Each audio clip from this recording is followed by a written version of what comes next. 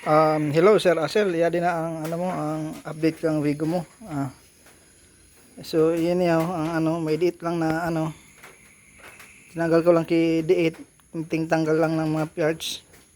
So ito yung nilalabasan ng coolant. Tapos yung oil doon, maraming oil. Yan. Yan. Gasket. Yan Diyan naglalabas yung coolant. Tapos ito may kunting din tayo dito, mga parts. Ayan. Iwan ko may balik na pa yan. Ayan, maglilig test tayo ng balbula. Ayan.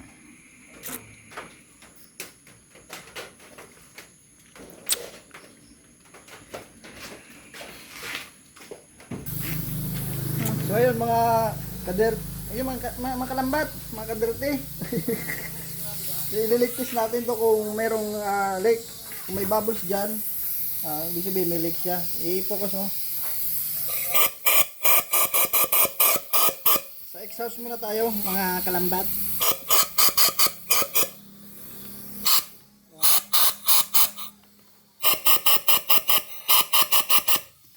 So ayan mga kaderti, wala po siyang wala siyang leak sa exhaust. Ngayon naman dito sa intake mga kalambat.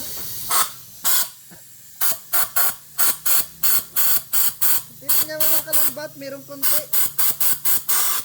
Ayan mga kalambat.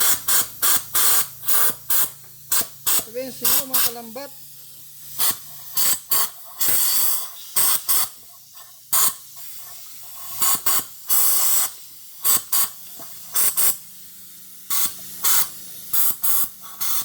Ayan mga ka-DFT, mayroong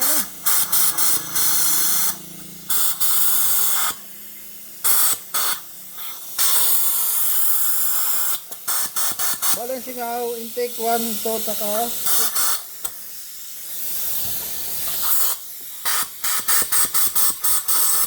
So yun lang po mga kalambat, mga kaderti. Maraming salamat and God bless.